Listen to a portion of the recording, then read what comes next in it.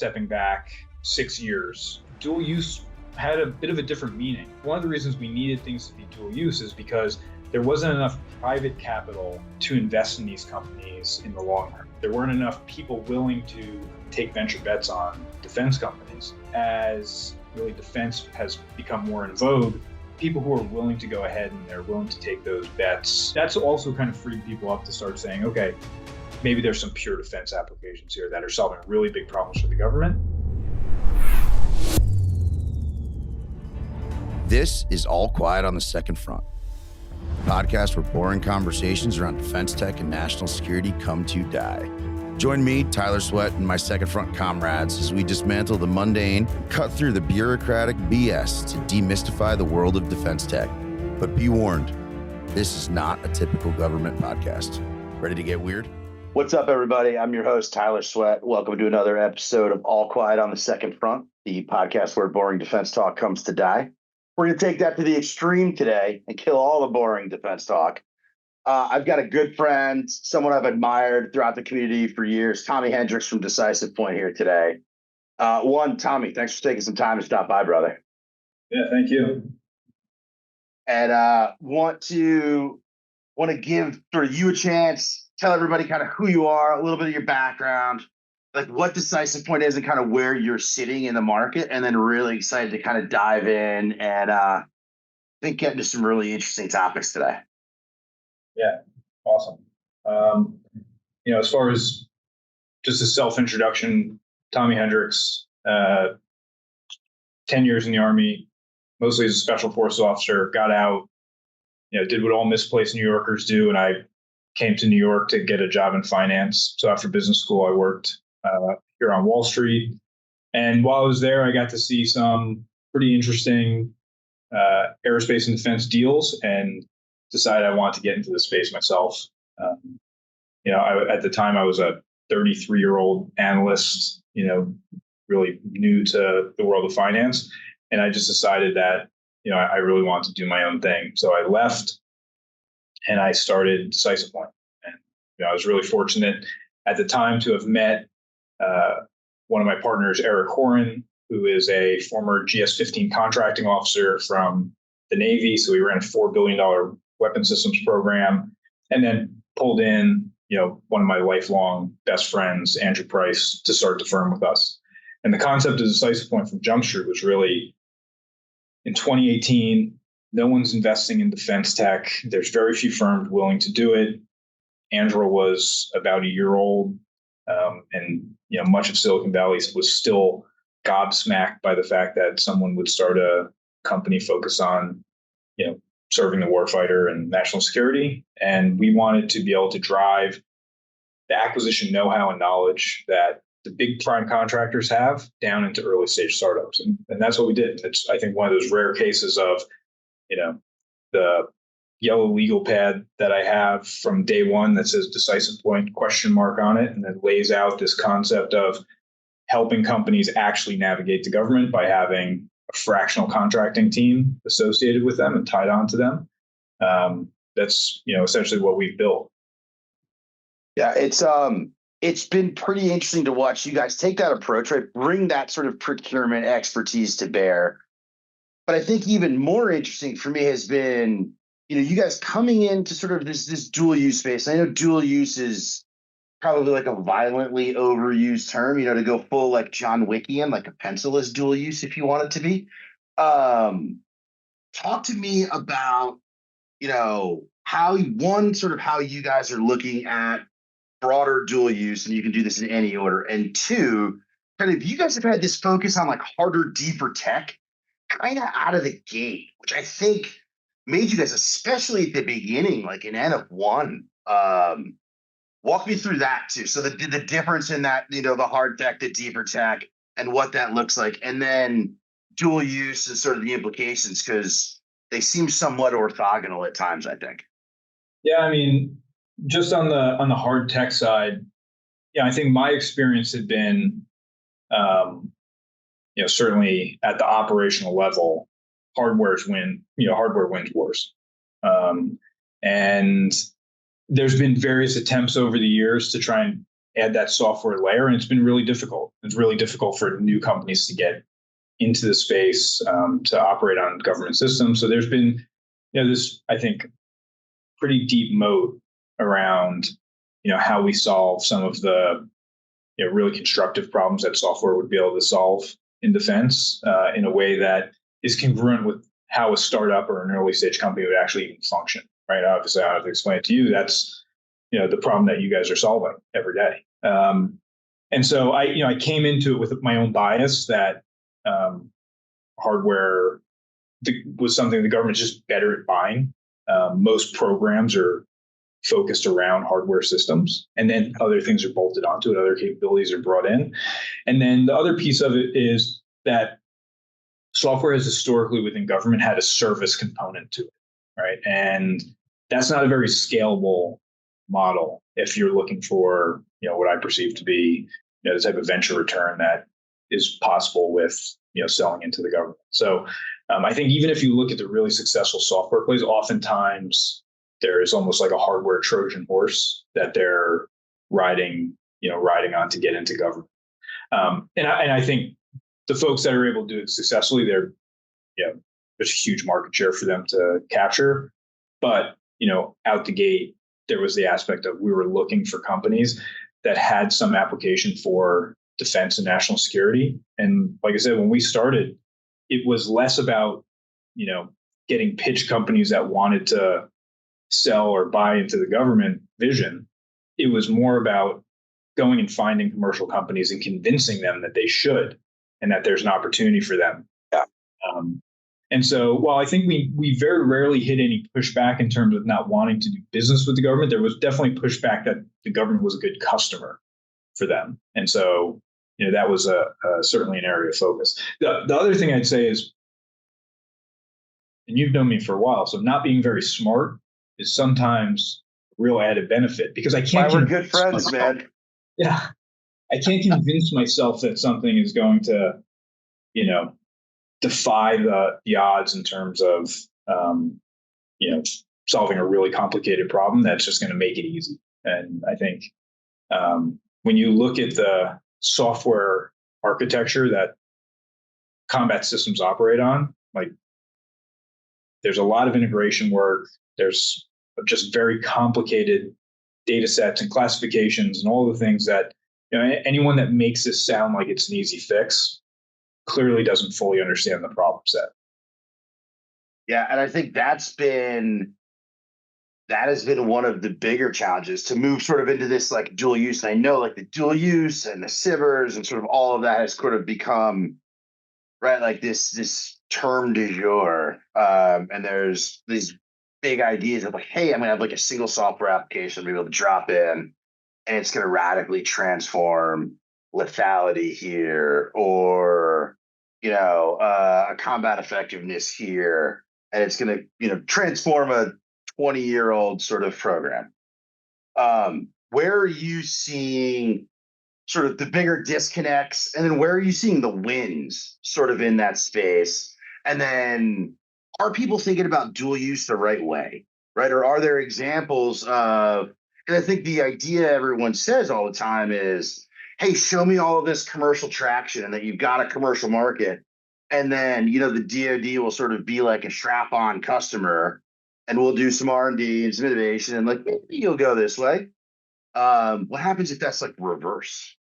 Yeah, I think we've had the benefit of seeing a longer view on this cycle and this rotation into defense that a lot of VCs have had. Again, stepping back 6 years, dual use had a bit of a different meaning, right? One of the reasons we needed things to be dual use is because there wasn't enough private capital to invest in these companies in the long term, right? There weren't enough people willing to take venture bets on defense companies. And so, yeah, there did have to be a commercial use case. I think as really defense has become more in vogue, there's people who are willing to go ahead and they're willing to take those bets, and there's capital available for them. Obviously, there's a tremendous amount of influx of capital over the last 18 months into this space. And so that's also kind of freed people up to start saying, okay, maybe there's some pure defense applications here that are solving really big problems for the government. And there is this kind of tidy feature of working in government defense is if you get on the right contracts, if they're sticky, if they're programmatic, if they're appropriate from Congress, even if the company doesn't reach that exit velocity to go and IPO and, become a unicorn, well, there's still good acquisition targets and there's still a lot of consolidation in the space. So, you have to look at it in terms of what exactly is this company solving? Where's the money coming from? And, really what do those exit outcomes look like? And so as we've thought about dual use in those terms, increasingly really over the last 2 years or so, dual use started to fade as a piece of relevancy in terms of it's a necessity. And it's become, from our perspective, more of, a bit of a shield for people that maybe weren't willing to touch the third rail of something that's a pure defense company. Obviously, that's never been a problem for us. We like the idea of pure defense. And it's because we just think companies should be focused. If you're going to make a loitering munition, don't tell me how it's going to do something else. Don't tell me how it's doesn't need to also deliver groceries. So, exactly.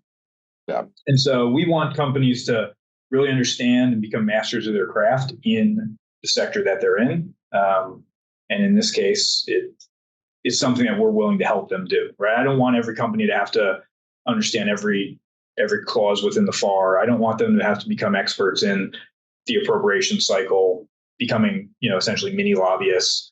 We handle a lot of that for them so that they don't have to try and solve those problems themselves.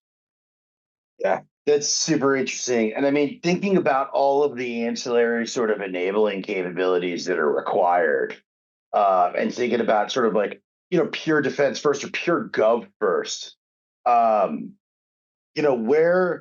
you think about sort of pure gov first and coming in and like the government is your initial customer and like really thinking about as you talk about lobbying and some of that regulatory aspect of it, are there worlds where folks should think about the government as, hey, maybe in the future I do have dual use aspirations, like I'm not doing either or, but it's a sequencing question.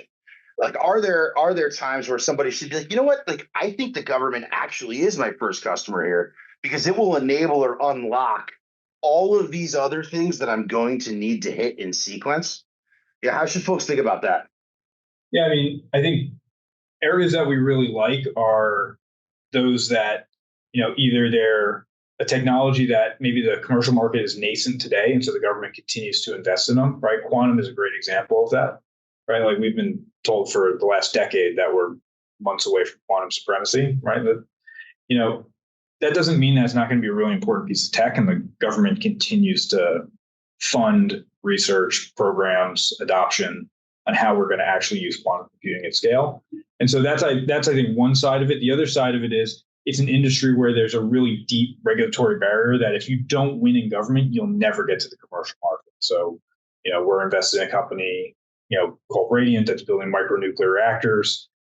If they don't get through licensing with the NRC, which by the way would be the first license of a new nuclear reactor design in over 30 years, if they don't get through NRC, which requires them to be on contract with the Department of Energy, which requires them to get national security authorization from the Department of Defense, right? This choreography that no founder should have to try and just figure out themselves from Jump Street.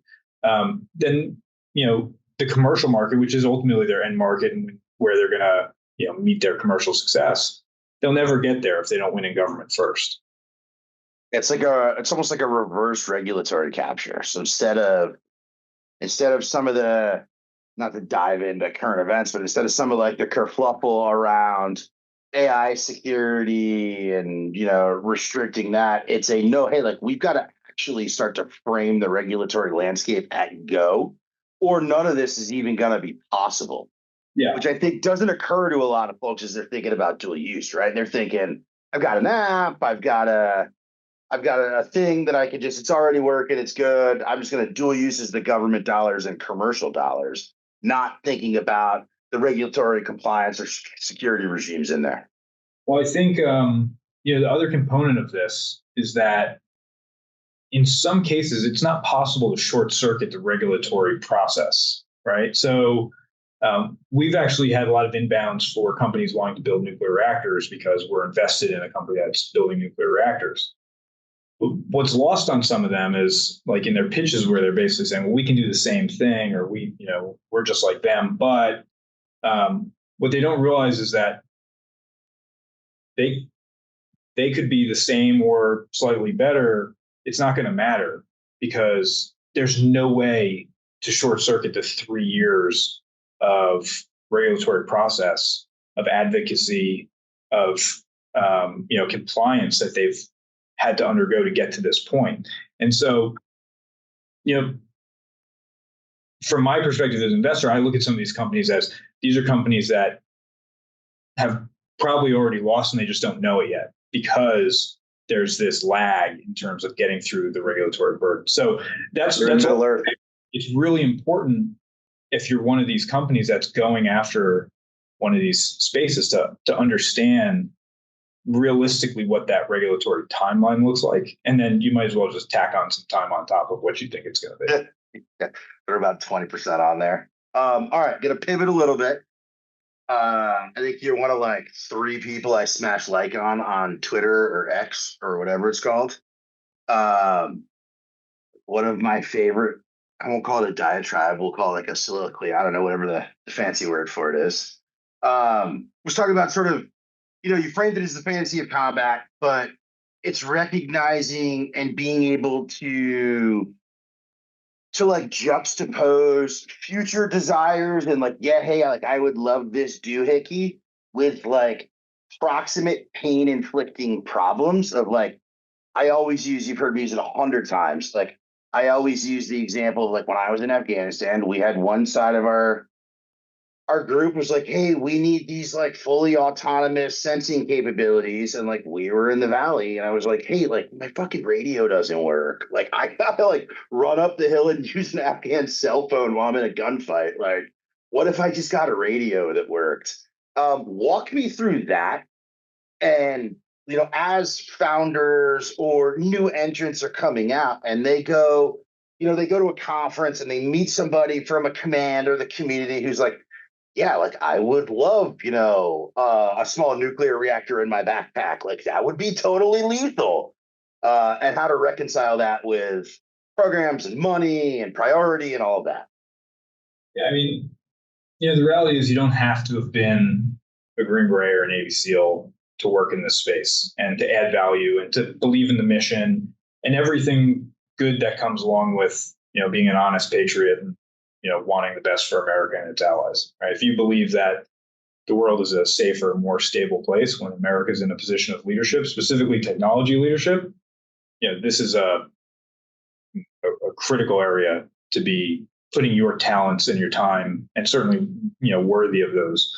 But with that being said, I think this is one experience in life that is very difficult to visualize if you haven't lived it. And one of the reasons is that the firsthand accounts of it are, I think very personal to the people that have had them, and they're hard to communicate. And so, I always start off by telling people that combat is very low tech at its core. The human experience of it.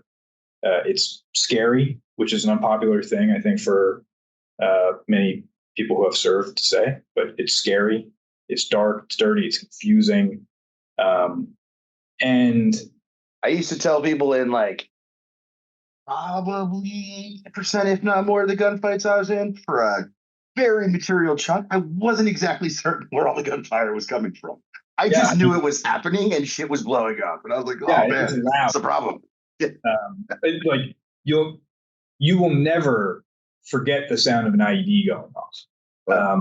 And so, like I said, that doesn't say that you can't build a great company if you haven't lived that. But, there's a practical aspect of warfare that,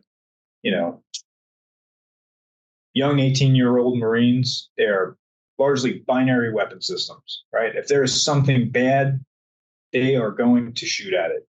And they're going to protect the people to the right and left of them. They're going to do what's right morally and ethically. And that's what the American people trust their military to do. But when you start throwing a lot of complexity into that situation, it makes that job really, really hard. And that doesn't mean they're not up for the task. They will do their best at it. But, when we think about what should these technologies be doing, how can they help, enhance this mission? What we're really trying to do is not inject the promised future of, what could be, trying to make that young Marine or that young soldier able to understand the operational environment better and more clearly, to see it more clearly, to be able to communicate what they're seeing to subordinate leaders throughout their chain of command, and for us to operate in a way that is going to allow us to do what soldiers do best, and that is to, observe the surroundings that they're in, that they've been put into, and to act with instinct and empathy of their surrounding environment. And so, I think people are often shocked that I frame it that way. But what I would tell you is that, the thing that me as someone who had the mission of doing counterterrorism, going into someone's house, in the dark, unknown floor plan, unknown number of people inside, the thing that gives you that, ability to just let off the gas just slightly to make sure that you're doing the right thing is, one, confidence in your equipment and your training, but two, it's that human empathy that, I just walked through a room that had kids' toys in it. When I go through that next door, I still have to be at 11 when I go through that door, but there's got to be that, that slight pause. And that's a different, analysis that you're doing than if you stepped over like a bunch of bandoliers of AKM, right? So it's really about, our ability to sense and process information through the human lens that makes us very good at those types of things. Throwing a bunch of technology on top of that is not what anyone's looking for, right? When you're in the house, when you're, in the street, you want to be able to see better in the dark, because it almost always happens in the dark, right? And you want to be able to communicate better because you want to know where your people are. And so anytime that I see something that, someone's telling me, I talked to, a ranger, or I talked to a SEAL, and they said they would love this, right? I'm always looking at it through the lens of, I'm sure they would love it, but I think put into the practical, experience of combat, maybe it's not the most important thing that we are trying. It's like a whole different, not different. It's a proxy for the personas that, your normal sort of company and founding team, they're looking at their key personas, who's their buyer, who's their user, who's their influencer, sort of all of that. It's just your user, to your point, is, not necessarily as seen on TV, where, things are surgical and they're clean and they're precise and, there's omnipotent communications and awareness everywhere. It's the complete freaking opposite of that. Yeah, right. There's no British lady in your ear telling you which way to turn down the hallway. It's chaos. And so, when I talk about the fantasy of combat, it's this notion that because we can, we must want that thing. I have no need for a holographic map to pop up, for me to navigate off of, right? I need to be able to know where everyone is, communicate my mission and intent to them, and then I need to trust subordinate leaders to do what they're doing. So that's another aspect of it, right? Don't try and apply technology to something that, is actually a leadership function, right? We're not going to innovate out of the requirement for leaders. The areas that I'm really interested in are the ones that are essentially collaborative and, that essentially enhance our ability to function as small unit leaders, right? Yep. I want more standoff. I want more remote operation.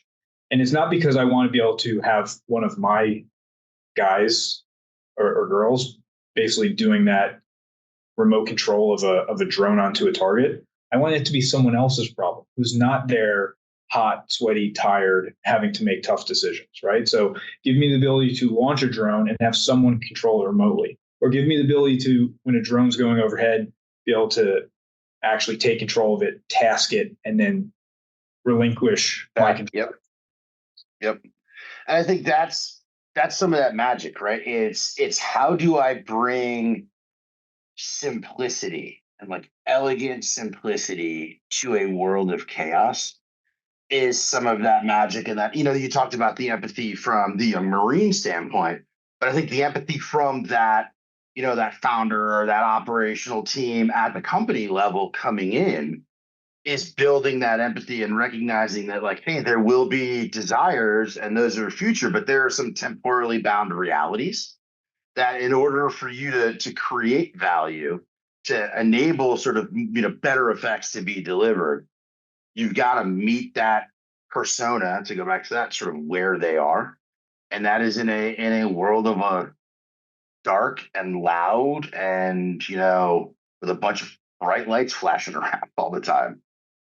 Yeah, and I think one of the things that informed my decision and my concept behind what we do, on my final deployment, we were in a situation where we could not initially go out with our Iraqi partners onto targets. And so we had to figure out and stitch together how we were actually going to facilitate airstrikes for them. What we ended up doing was essentially building a kit. We bought a tablet from the market down in town. We basically mapped out an entire city. We gave them GPS pucks, laser rangefinders, and now we're on essentially the phone or the radio, and they're feeding me information. I'm going and I'm essentially back tracing all the data that they're giving me. And then I, as the ground force commander who's not actually physically on the ground, am having to call airstrikes on their behalf.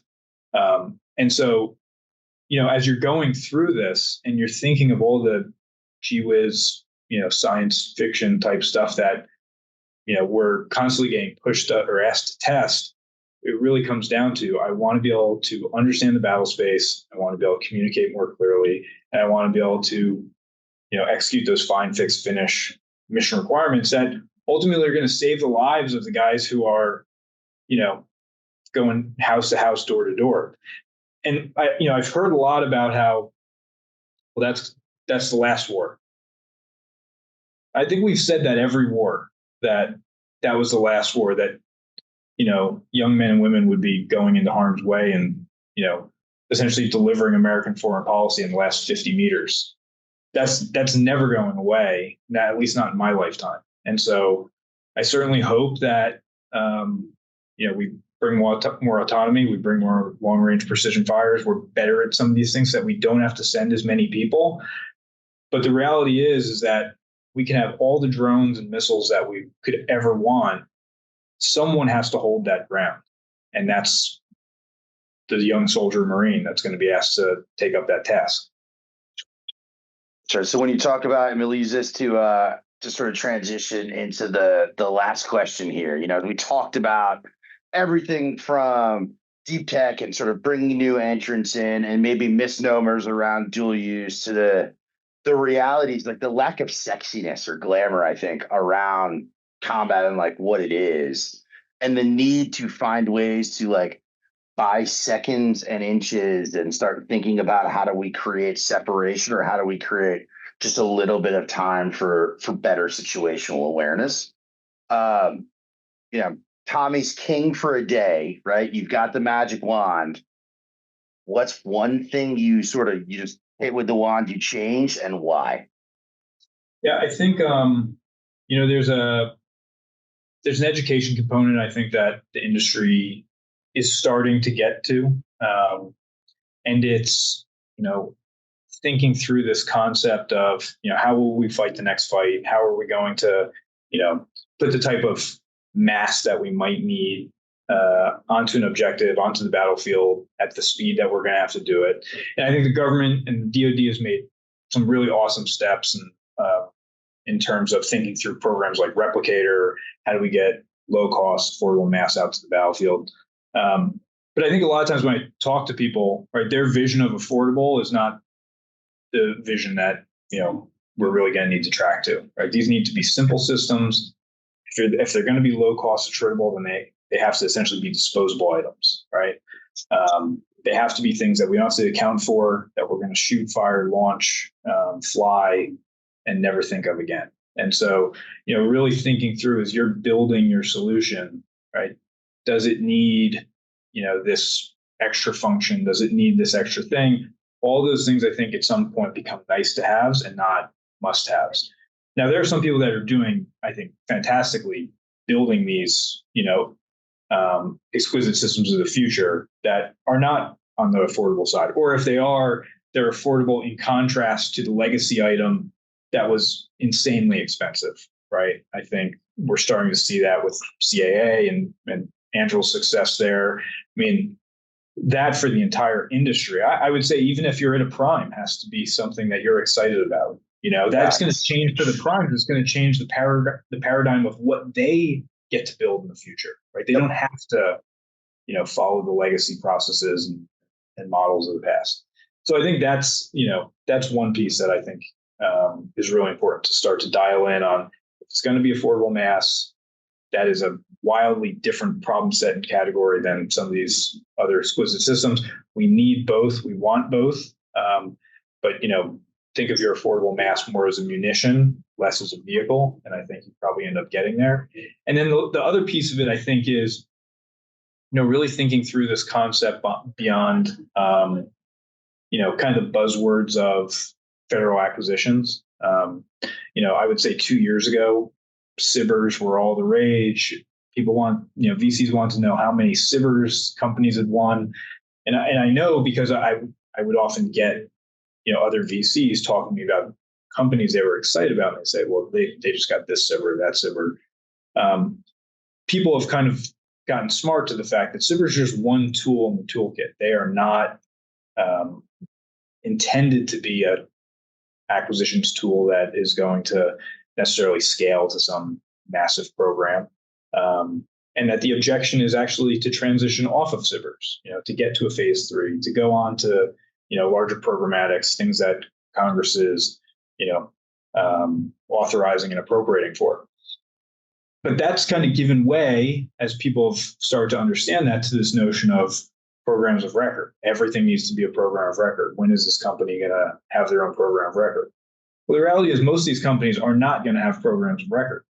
That doesn't mean that there's not lots of money on these big programs, big contracts for these companies to be either subs to or, to be, huge parts of what is being built on some of those programs.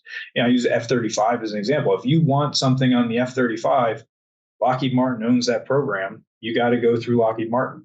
And so that doesn't mean that there's not lots of money to be made on the F-35 program for someone that has some awesome capability that's going to be added to it. So, aspirationally, I think programs of record are fantastic. But don't get caught up in kind of the buzzword of the day. Really take a step back, understand how federal procurement works, how government contracts work, how the authorizations flow, and where that appropriations money is actually going to land, and target those areas aggressively. Right. This is the only market I know of where the customer's willingness to buy is publicly available, not just for this year, but for all the years prior, and probably for what they're going to ask for the next year. So if you're looking at the sector of the market within the government that you're going after, and you can't pin down where the money's going to come from, you're either too early, which is just as bad as being too late, or you just have to get smarter on understanding federal procurement. So, I think companies can do themselves a lot of good by, not getting so caught up on the hype of the moment, and instead really taking a step back and understanding what they're trying to accomplish and where ultimately the solution that they're building is going to live. And to get to that, you really need to know who within government has the budget and the mandate to solve that problem. Because we've seen many times, right? People with money say, oh, that thing would be great, but it's not within purview to solve that problem. Yeah, I think that dovetails nicely with the conversation earlier on like having to understand the operational reality, having to understand the regulatory reality, right? It's awareness and empathy in that it doesn't matter how great the widget you have is if you can't sort of meet that market. I think it's true in every market, but if you can't meet the market kind of where it is, you're going to be kind of pissing into the wind, for lack of a better term. And your chances of being successful at trying to do something with that is probably pretty low. So, dude, we are unfortunately out of time, and I say this every time we're hanging out, and I could do it for hours. I want to thank you for taking some time and dropping a little bit of knowledge here. And thanks for what you're doing, man. Like the work you guys are doing is awesome. I think every time I end up in a room with you or Eric, I leave smarter, which isn't as hard as it sounds. You know me well enough. Yeah, it's not really hard. But dude, this was awesome. So thanks for swinging by today, brother. Yeah, thank you.